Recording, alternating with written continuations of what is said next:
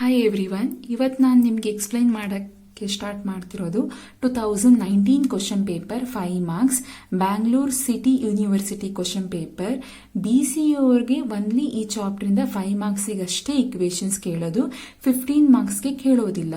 But BU ಅವ್ರಿಗೆ, ಬ್ಯಾಂಗ್ಳೂರ್ ಯೂನಿವರ್ಸಿಟಿಯವ್ರಿಗೆ ಈ ಚಾಪ್ಟರಿಂದ 5 + 12 marks ಎರಡಕ್ಕೂ ಕೇಳ್ತಾರೆ ಪ್ರಾಬ್ಲಮ್ನ. So, questions ನೋಡೋಣ.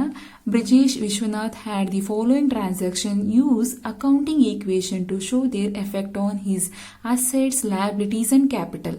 ಫಸ್ಟ್ ಕ್ವಶನ್ಸ್ ಏನಿದೆ, ಈ ಪಾಯಿಂಟ್ಸ್ಗಳು 5 ಪಾಯಿಂಟ್ ಕೊಟ್ಟಿದ್ದಾರೆ, ಅದನ್ನು ಆಸ್ ಇಟ್ ಈಸ್ ನಾವು ಫಾರ್ಮೆಟಲ್ಲಿ ರೆಕಾರ್ಡ್ ಮಾಡ್ಕೊಳ್ಳೋಣ. ಹೆಡ್ಡಿಂಗ್ ಹಾಕೊಳ್ಳೋಣ, ಇನ್ ದಿ ಬುಕ್ಸ್ ಆಫ್ ಅಂತ ಮೆನ್ಷನ್ ಮಾಡಿ, effect of transaction on assets and liabilities, capital. So format ಹಾಕೊಂಡು ಇಲ್ಲಿ ನಾವು ಫುಲ್ಲು ಕ್ವಶನ್ಸ್ನ ರೆಕಾರ್ಡ್ ಮಾಡ್ಕೊಳ್ಳೋಣ. First full question as it is ಏನಿದೆ ಕಾಪಿ ಮಾಡ್ಕೋತೀವಿ. ಅದಾದ್ಮೇಲೆ effect column, assets equal liability plus capital. Question ನೋಡಿದ ತಕ್ಷಣ ಆ ಕ್ವಶನ್ ಅಲ್ಲಿ ಏನ್ ಪಾಯಿಂಟ್ ಬರುತ್ತೆ ಆ ಪಾಯಿಂಟ್ಗಳನ್ನು ರೆಕಾರ್ಡ್ ಮಾಡ್ತೀವಿ.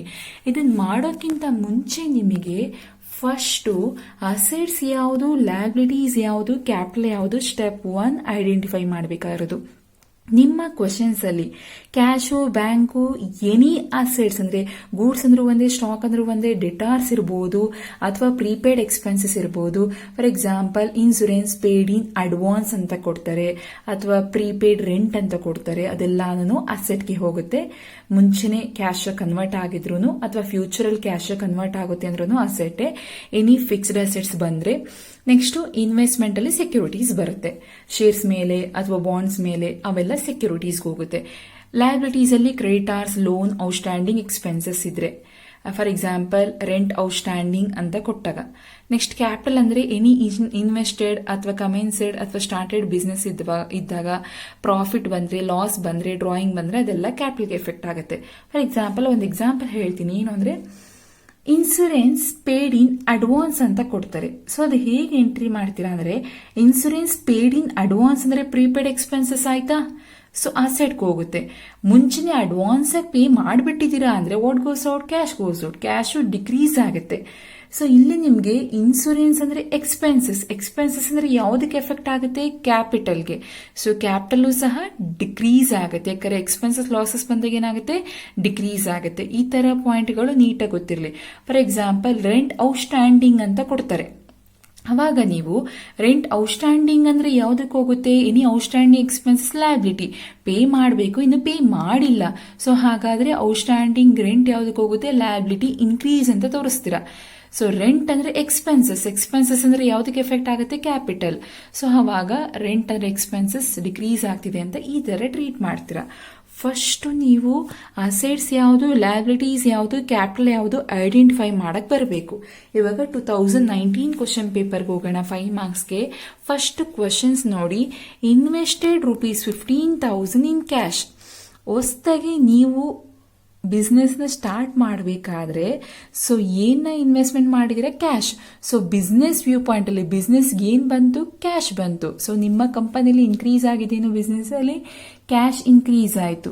ಸೊ ಫಸ್ಟ್ ಕ್ವಶನ್ ನೋಡಿ ಸೆಕ್ಷನ್ ಯಾವ್ದು 2 ಪಾಯಿಂಟ್ ಬರುತ್ತೆ ನೋಡಿ. Invested ₹15,000 in cash. ಸೊ ಇಲ್ಲಿ ಕ್ಯಾಶ್ ಅನ್ನೋದು ಒಂದು ಪಾಯಿಂಟ್ ಗೊತ್ತಾಯ್ತು.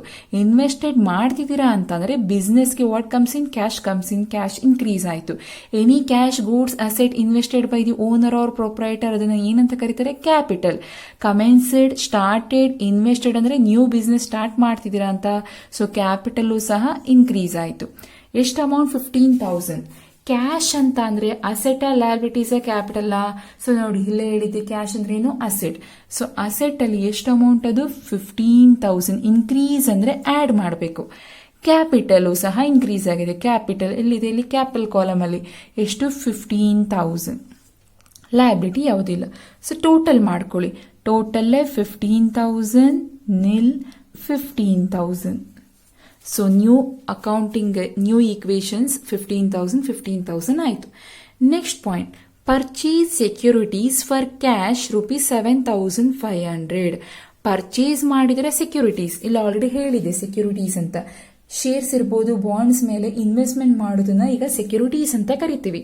ಸೊ ಸೆಕ್ಯೂರಿಟೀಸ್ ಪರ್ಚೇಸ್ ಮಾಡ್ತಿದ್ದೀರಾ ಅಂತ ಅಂದ್ರೆ ಕಂಪನಿಗೆ ಏನಾಯ್ತು, ಬರ್ತಾ ಇದೆ, ಇನ್ಕ್ರೀಸ್ ಆಯ್ತು. ಸೊ ಇನ್ವೆಸ್ಟ್ಮೆಂಟ್ ಮಾಡ್ತಿದ್ದೀರಾ, ಇನ್ಕ್ರೀಸ್. ಸೊ ಪರ್ಚೇಸ್ ಮಾಡಿದ್ರೆ ಕ್ಯಾಶ್ ಕೊಟ್ಟು ಪೇ ಮಾಡಬೇಕು. ಸೊ ಕಂಪನಿದ out goes out, cash decrease ಆಯಿತು. ಎಷ್ಟು ಅಮೌಂಟ್? 7,500. ಇನ್ವೆಸ್ಟ್ಮೆಂಟ್ ಅಂದರೆ ಯಾವುದಕ್ಕೆ ಹೋಗುತ್ತೆ? ಇನ್ವೆಸ್ಟ್ಮೆಂಟ್ ಅಂತ ಅಂದರೆ ಅಸೆಟ್. ಸೊ ಅಸೆಟ್ ಅಲ್ಲಿ 7,500 ಇನ್ಕ್ರೀಸ್ ಆಯಿತು. ಕ್ಯಾಶು ಸಹ ಅಸೆಟೇನೆ 7,500 ಡಿಕ್ರೀಸ್ ಆಯಿತು. ಡಿಕ್ರೀಸ್ ಮೈನಸ್ ಸಿಂಬಲ್ ಅಲ್ಲಾರು ತೋರಿಸ್ಬೋದು, ಬ್ರಾಕೆಟ್ ಅಲ್ಲಾರು ತೋರಿಸ್ಬೋದು. ಲಯಬಿಲಿಟೀಸ್ ಇಲ್ಲ, ಕ್ಯಾಪಿಟಲ್ ಇಲ್ಲ. ಈ ಪಾಯಿಂಟಲ್ಲಿ 15,000ಗೆ 7,500 ಆ್ಯಡ್ ಮಾಡಿ ಮೈನಸ್ ಮಾಡಿದ್ರೆ ಬ್ಯಾಲೆನ್ಸ್ 15,000, ಕ್ಯಾಪಿಟಲ್ ಬ್ಯಾಲೆನ್ಸ್ 15,000, ಎರಡು ಕಡೆ ಈಕ್ವಲ್ ಆಯಿತು. ಸೊ ಈ ಪಾಯಿಂಟ್ನ ಸ್ವಲ್ಪ ಕಾನ್ಸಂಟ್ರೇಷನ್ ಮಾಡಿ. Third point, purchase a machinery for ₹25,50,000. ಮಿಷಿನರಿನ ಪರ್ಚೇಸ್ ಮಾಡಿದೀವಂತೆ. ಎಷ್ಟಕ್ಕೆ? ಟೋಟಲ್ 25,50,000ಕ್ಕೆ ಪರ್ಚೇಸ್ ಮಾಡ್ತಿದೀವಿ. ಸೊ ನಮಗೆ ಬರ್ತಿರೋ ಅಂತ ಮಿಷಿನರಿ ವ್ಯಾಲ್ಯೂ ಎಷ್ಟು? 25,50,000. ಫಸ್ಟ್ ಪಾಯಿಂಟ್ ಕ್ಲಿಯರ್ ಆಗಿ ನೋಡ್ಕೊಳ್ಳಿ. ಬಿಸ್ನೆಸ್ಗೆ ಮಿಷಿನರಿ ಬರ್ತಾ ಇದೆ ಅಂದ್ರೆ ಸೊ ಅಸೆಟ್ ಇನ್ಕ್ರೀಸ್ ಆಯಿತು. ಸೊ ಮಿಷಿನರಿ ಇನ್ಕ್ರೀಸ್ ಆಯಿತು. ಎಷ್ಟು ಬರ್ತಾ ಇರೋದು ಟೋಟಲ್ ಅಮೌಂಟ್ ಮಿಷಿನರಿದು? 25,50,000. ನೆಕ್ಸ್ಟ್ ನೋಡಿ. ಸೊ ಇವಾಗ ನಿಮಗೆ ಪರ್ಚೇಸ್ ಎ ಮಿಷಿನರಿ ಫಾರ್ 25,50,000 ನಮಗೆ ಅಸೆಟ್ ಮಿಷಿನರಿ ಬರ್ತಾ ಇರೋದು ಬಿಸ್ನೆಸ್ಗೆ ಇನ್ಕ್ರೀಸ್ ಆಗ್ತಿದೆ. ಅಸೆಟ್ ಇನ್ಕ್ರೀಸ್ ಆಯಿತು. ಮಿಷಿನರಿ ಎಷ್ಟು ಟೋಟಲ್ ಮಿಷಿನರಿ ನಾವು ಪರ್ಚೇಸ್ ಮಾಡ್ತಿರೋದು ಎಷ್ಟು ವ್ಯಾಲ್ಯೂಗೆ? 25,50,000. 25,50,000 ಅಸೆಟ್ ಪರ್ಚೇಸ್ ಮಾಡ್ತಿರೋದು.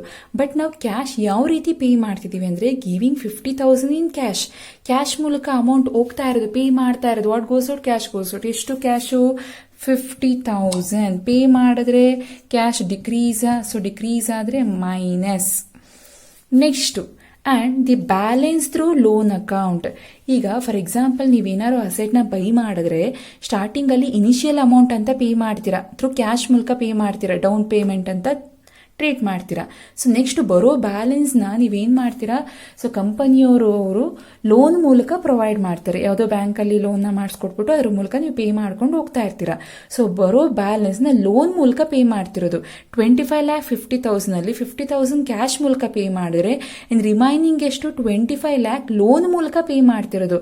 ಸೊ ಲೋನು ತಗೊಂಡ್ಮೇಲೆ ಫ್ಯೂಚರ್ ಪೇ ಮಾಡಲೇಬೇಕು. ಲೋನು ಇನ್ಕ್ರೀಸ್ ಆಗ್ತಿದೆ. ಎಷ್ಟು? 25,50,000 50,000. ಸೊ ಟೋಟಲ್ ಮಿಷಿನರಿ ಪರ್ಚೇಸ್ ಮಾಡ್ತಿರೋದು ಅಸೆಟ್, ಬಿಸ್ನೆಸ್ಗೆ ಬರ್ತಾ ಇದೆ ಮಿಷಿನರಿ. ಸೊ ಅಸೆಟ್ ಇನ್ಕ್ರೀಸ್ ಆಯಿತು, ಮಿಷಿನರಿ ಇನ್ಕ್ರೀಸ್ ಆಯಿತು. ಟೋಟಲ್ 25,50,000. ನೆಕ್ಸ್ಟು ಆ 25,50,000 ಟೋಟಲ್ ಅಮೌಂಟ್ನ ಥ್ರೂ ಕ್ಯಾಶ್ ಮೂಲಕ 50,000 ಪೇ ಮಾಡ್ತಾ ಇದ್ದೀರಾ. ಸೊ ಕ್ಯಾಶ್ ಕಡಿಮೆ ಆಯಿತು ಬಿಸ್ನೆಸ್ಸಿಂದ, ಪೇ ಮಾಡ್ತಿರೋದ್ರಿಂದ what goes out? Cash goes out. Cash decrease ಆಯಿತು. 50,000 ಮೈನಸ್ ಮಾಡ್ಕೊಂಡ್ರಿ. Remaining balance through loan account ಅಂತ ಹೇಳಿದ್ದಾರೆ. ಸೊ ಲೋನ್ ಅಂತ ಅಂದರೆ ಇಲ್ಲಿ ಆಲ್ರೆಡಿ ಹೇಳಿದ್ದೀನಿ. ಲೋನ್ ಅಂದರೆ ಯಾವುದಕ್ಕೆ ಹೋಗುತ್ತೆ? ಲಯಬಿಲಿಟಿ. ಸೊ ಇಲ್ಲಿ ರಿಮೈನಿಂಗ್ ಬ್ಯಾಲೆನ್ಸ್ 25,50,000 ಕ್ಯಾಶ್ ಮೂಲಕ 50,000 ಪೇ ಮಾಡಿದ್ರೆ ರಿಮೈನಿಂಗ್ ಎಷ್ಟು ಉಳ್ಕೋತು? 25,50,000 50,000 ಮೈನಸ್ ಮಾಡಿದ್ರೆ ರಿಮೈನಿಂಗ್ 25,00,000. ಸೊ ಇದಿವಾಗ ಎಷ್ಟು ಬ್ಯಾಲೆನ್ಸ್ ಉಳ್ಕೊಳ್ಳೋದು ನೋಡಿ. 25,50,000 50,000 ಮೈನಸ್ ಮಾಡ್ತೀರಾ. ನ್ಯೂ ಇಕ್ವೇಷನ್ಸ್ ಆಲ್ರೆಡಿ 15 ಆ್ಯಡ್ ಮಾಡಿದ್ರೆ 25,00,000 15,000. So balance 25,00,000 15,000. ಇಲ್ಲಿ ಪಾಯಿಂಟ್ನ ನೀಟಾಗಿ ನೋಡಿ. ಫಾರ್ ಎಕ್ಸಾಂಪಲ್ ನೀವೇನೆ ಯಾವುದೋ ಒಂದು ಬೈಕ್ ಇರ್ಬೋದು ಅಥವಾ ಯಾವುದೋ ಮಿಷಿನರಿ ಸ್ಟಾರ್ಟಿಂಗ್ ಟೋಟಲ್ ಅಮೌಂಟ್ 25,50,000 ಹೇಳಿದ್ದಾರೆ. ಸ್ಟಾರ್ಟಿಂಗಲ್ಲಿ ಇನಿಷಿಯಲ್ ಅಮೌಂಟ್ ಅಂತಂದರೆ ಅಡ್ವಾನ್ಸ್ ಅಂತ ಅಮೌಂಟ್ ಪೇ ಮಾಡ್ತಿರೋದನ್ನ ಡೌನ್ ಪೇಮೆಂಟ್ 50,000 ಪೇ ಮಾಡಿದ್ರಿ. ಇನ್ನೇನು ಬ್ಯಾಲೆನ್ಸ್ ಉಳ್ಕೊಳ್ಳುತ್ತಲ್ಲ 25,50,000 50,000 ಕ್ಯಾಶ್ ಕೊಟ್ಟು ಪೇ ಮಾಡಿದ್ರಿ. ಇನ್ನು ರಿಮೈನಿಂಗ್ 25,00,000 ಆ ಕಂಪನಿಯವರು ಯಾವುದೋ ಬ್ಯಾಂಕಿಂದ ಲೋನ್ ಮಾಡಿಸ್ಕೊಟ್ಟಿದ್ದಾರೆ. ಸೊ ಅದನ್ನು ಇನ್ಸ್ಟಾಲ್ಮೆಂಟಲ್ಲಿ ನೆಕ್ಸ್ಟ್ ಪೇ ಮಾಡ್ಕೊಂಡು ಹೋಗ್ತೀರಾ. ಸೊ ಮಿಷಿನರಿ ಬರ್ತಾ ಇರೋದು 25,50,000. ಸ್ಟಾರ್ಟಿಂಗಲ್ಲಿ ಇನಿಷಿಯಲ್ ಅಮೌಂಟ್ 50,000 ಕ್ಯಾಶ್ ಕೊಟ್ಟು ಪೇ ಮಾಡಿಬಿಟ್ಟಿದ್ದೀರಾ. ಇನ್ನು ಬ್ಯಾಲೆನ್ಸ್ ಲೋನ್ನ ಪ್ರೊವೈಡ್ ಮಾಡಿ ಅದ್ರ ಮೂಲಕ ತೊಗೊಂಡಿದ್ದೀರಾ. ಸೊ ಲೋನ್ ತೊಗೊಂಡ್ಮೇಲೆ ಯಾವಾಗಿದ್ರೂ ರಿಟರ್ನ್ ಕೊಡಲೇಬೇಕು. ಸೊ ಫ್ಯೂಚರ್ ದುಡ್ಡು ಹೋಗುತ್ತೆ ಅಂದರೆ ಲಯಬಿಲಿಟಿ. ಲೋನ್ ಯಾವುದಕ್ಕೆ ಹೋಗುತ್ತೆ? ಲಯಬಿಲಿಟಿ. 25,50,000 50,000 ಮೈನಸ್ ಮಾಡಿದ್ರೆ ರಿಮೈನಿಂಗ್ 25,00,000 ಲೋನ್ ಪ್ರೊವೈಡ್ ಮಾಡಿರೋದು ಅಂತೇಳಿ ಅರ್ಥ ಆಗಿದೆ ಅಂದ್ಕೊಂಡಿದ್ದೀನಿ. So next point, sold securities costing ₹1,000 for 1500 ಅಂತ ಹೇಳಿದರೆ. ಸೇಲ್ ಮಾಡಿದಿರ ಸೆಕ್ಯೂರಿಟೀಸ್ನ ಕಾಸ್ಟಿಂಗ್ ₹1000 ಫಾರ್ 1500. ಸೇಲ್ ಮಾಡಿರೋದು ಸೆಕ್ಯೂರಿಟೀಸ್ನ ಎಷ್ಟಕ್ಕೆ? ₹1000. ಸೊ ಸೆಕ್ಯೂರಿಟೀಸ್ ಅಂತ ಅಂದ್ರೆ ಏನಂತ ಹೇಳಿದೆ? ಇನ್ವೆಸ್ಟ್ಮೆಂಟ್ ಅಂದ್ರೆ ಅಸೆಟ್ ಆಗುತ್ತೆ. ಸೊ ಇಲ್ಲಿ ನಿಮ್ಗೆ ಸೇಲ್ ಮಾಡಿದಿರಾ ಅಂದ್ರೆ ಏನರ್ಥ ಅಂದ್ರೆ ಸೆಕ್ಯೂರಿಟೀಸ್ ಇನ್ವೆಸ್ಟ್ಮೆಂಟ್ ಕಡಿಮೆ ಆಗ್ತಾ ಇದೆ. ಸೇಲ್ ಅಂದ್ರೆ ಗೂಡ್ಸ್ ಹೋಗ್ತಾ ಇದೆ, ಅದೇ ತರನೇ ನಿಮ್ಗೆ ಇಲ್ಲಿ ಸೆಕ್ಯೂರಿಟೀಸ್ ಕಡಿಮೆ ಆಗ್ತಾ ಇದೆ. ಸೊ ನೆಕ್ಸ್ಟ್ ಇದಾದ ಮೇಲೆ ಎಷ್ಟಕ್ಕೆ ಆಕ್ಚುಲಿ ನಾವು ಸೆಕ್ಯೂರಿಟೀಸ್ನ ಸೇಲ್ ಮಾಡ್ತಿರೋದು? 1000ಗೆ. ಸೊ ಹಾಗಾದ್ರೆ ಇನ್ವೆಸ್ಟ್ಮೆಂಟ್ ಕಡಿಮೆ ಆಗ್ತಿರೋದು ಎಷ್ಟು? 1000. ನೆಕ್ಸ್ಟ್ ಸೇಲ್ ಮಾಡಿರೋದಕ್ಕೆ ವಾಟ್ ಕಮ್ಸ್ ಇನ್, ಎಷ್ಟು ಕ್ಯಾಶ್ ಬರ್ತಿದೆ? 1500. ಬಿಸ್ನೆಸ್ಗೆ ಕ್ಯಾಶ್ ಬಂದ್ರೆ ಅಸೆಟ್ ಇನ್ಕ್ರೀಸ್ ಆಗ್ತಿದೆ. ಎಷ್ಟು ಅಮೌಂಟ್? 1500 ಆ್ಯಡ್ ಮಾಡ್ಕೋತೀರಾ. ಇಲ್ಲಿ ನಿಮಗೆ 1000 ಸೇಲ್ ಮಾಡಿರೋದು, ರಿಟರ್ನ್ ಬಂದಿರೋದೆಷ್ಟು? 1500. 1000 ಇದ್ದಿದ್ದು 1500 ರಿಸೀವ್ ಮಾಡಿರೋದು, ಸೇಲ್ ಮಾಡಿದ್ದು 1000, ರಿಸೀವ್ ಮಾಡಿರೋದು 1500. ಇನ್ ರಿಮೈನಿಂಗ್ 500 ಏನಾಯ್ತು? ಪ್ರಾಫಿಟ್ ಆಯ್ತು. ಪ್ರಾಫಿಟ್ ಆಗಲಿ ಲಾಸ್ ಆಗಲಿ ಯಾವುದಕ್ಕೆ ಎಫೆಕ್ಟ್ ಆಗುತ್ತೆ? ಕ್ಯಾಪಿಟಲ್ಗೆ. ಸೊ ಪ್ರಾಫಿಟ್ ಆದರೆ ಕ್ಯಾಪಿಟಲ್ ಇನ್ಕ್ರೀಸ್ ಅಂತ, ಲಾಸ್ ಆದರೆ ಕ್ಯಾಪಿಟಲ್ ಡಿಕ್ರೀಸ್ ಅಂತ. ಸೊ ಇನ್ಕ್ರೀಸ್ ಆಗಿದೆ. ಸೊ ಕ್ಯಾಪಿಟಲ್ ಅಲ್ಲಿ ಎಷ್ಟು ಡಿಫ್ರೆನ್ಸ್ ಅಮೌಂಟ್? 500 ಆ್ಯಡ್. ಸೊ ಈಗ ರಿಮೈನಿಂಗ್ ಬ್ಯಾಲೆನ್ಸ್ ಎಷ್ಟು ಉಳ್ಕೊಳ್ಳುತ್ತೆ ನೋಡಿ. ಸೊ ಇಲ್ಲಿ 25,15,000ಗೆ 1000 ಆ್ಯಡ್ ಮಾಡಿ 1500ನ ಮೈನಸ್ ಮಾಡ್ಕೊಳ್ಳಿ. ಸೊ ರಿಮೈನಿಂಗ್ ಬ್ಯಾಲೆನ್ಸ್ ಆಯಿತು. ಸೊ ನೀವು ಇಲ್ಲಿ ಕ್ಲಿಯರ್ ಆಗಿ ಗೊತ್ತಿರಲಿ, ಸೆಕ್ಯೂರಿಟೀಸ್ ಅಂದ್ರೆ ಇನ್ವೆಸ್ಟ್ಮೆಂಟ್ ಮಾಡ್ತೀರಾ ಅಂತೇಳಿ ಇಲ್ಲಿ ನೀವು ಸೇಲ್ ಮಾಡ್ತಾ ಇರೋದು. ಸೊ ಹಾಗಾಗಿ ಇನ್ವೆಸ್ಟ್ಮೆಂಟ್ ಕಡಿಮೆ ಆಗುತ್ತೆ. ಸೊ ಸೇಲ್ ಮಾಡಿದ್ರೆ what comes in? Cash comes in. Cash increase ಆಗ್ತಿದೆ. 1000ಗೆ ಸೇಲ್ ಮಾಡಿ 1500 ರಿಸೀವ್ ಮಾಡ್ತಿದ್ದೀರಾ ಅಂದ್ರೆ ₹500 ಹೆಚ್ಚು ಬಂದಿದೆ ನಿಮಗೆ. ಸೊ 500 ಇನ್ಕ್ರೀಸ್ ಆಗಿದೆ, ಪ್ರಾಫಿಟ್ ಬಂದಿದೆ. ಪ್ರಾಫಿಟ್ ಆಗಲಿ ಲಾಸ್ ಆಗಲಿ ಕ್ಯಾಪಿಟಲ್ಗೆ ಎಫೆಕ್ಟ್ ಆಗುತ್ತೆ. ಪ್ರಾಫಿಟ್ ಬಂದ್ರೆ ಕ್ಯಾಪಿಟಲ್ ಇನ್ಕ್ರೀಸ್ ಆಗುತ್ತೆ, ಲಾಸ್ ಬಂದ್ರೆ ಕ್ಯಾಪಿಟಲ್ ಡಿಕ್ರೀಸ್ ಆಗುತ್ತೆ. ಸೊ ಪ್ರಾಫಿಟ್ ಬಂದ್ರಿಂದ 500 ಆ್ಯಡ್ ಮಾಡ್ಕೊಂಡ್ರಿ, ನ್ಯೂ ಈಕ್ವೇಶನ್ ಸಿಕ್ತು. ಸೊ ನೆಕ್ಸ್ಟ್ ಪಾಯಿಂಟ್ ನೋಡಿ, purchase on old car for ₹2800 cash ಅಂತ ಹೇಳಿದ್ದಾರೆ. ಪರ್ಚೇಸ್ ಮಾಡಿದ್ರೆ ಅಸೆಟ್ ಕಾರ್ ಬರ್ತಾ ಇದೆ ನಿಮ್ ಬಿಸ್ನೆಸ್ಗೆ. ಸೊ ಕಾರ್ ಏನಾಯ್ತು? ಇನ್ಕ್ರೀಸ್ ಆಯ್ತು. ನೆಕ್ಸ್ಟ್ ಸೊ ಪರ್ಚೇಸ್ ಮಾಡಿದ್ಮೇಲೆ what goes out? Cash goes out. Cash decrease ಆಯ್ತು. ಕ್ಯಾಶ್ ಬಿಸ್ನೆಸ್ ಇಂದ ಹೋಗ್ತಾ ಇದೆ, ಕಡಿಮೆ ಆಯ್ತು.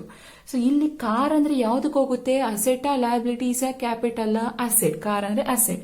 ಎಷ್ಟು ಅಮೌಂಟ್? 2800 ಆ್ಯಡ್ ಮಾಡ್ತೀರಾ. ಸೊ ಪರ್ಚೇಸ್ ಮಾಡಿರೋದಕ್ಕೆ what goes out? Cash goes out. 2800ನ ಮೈನಸ್ ಮಾಡ್ಕೋತೀರಾ. ಸೊ 25,15,500ಗೆ 2800 ಆ್ಯಡ್ ಮಾಡಿ 2800 ಮೈನಸ್ ಮಾಡಿದ್ರೆ ರಿಮೈನಿಂಗ್ ಅಷ್ಟೇ ಉಳ್ಕೊಳ್ಳುತ್ತೆ. ಇಲ್ಲಿ ಯಾವುದೇ ರೀತಿ ಲಯಬಿಲಿಟೀಸ್ ಇಲ್ಲ, ಬ್ಯಾಲೆನ್ಸ್ 25 lakh, ಕ್ಯಾಪಿಟಲ್ 15,500.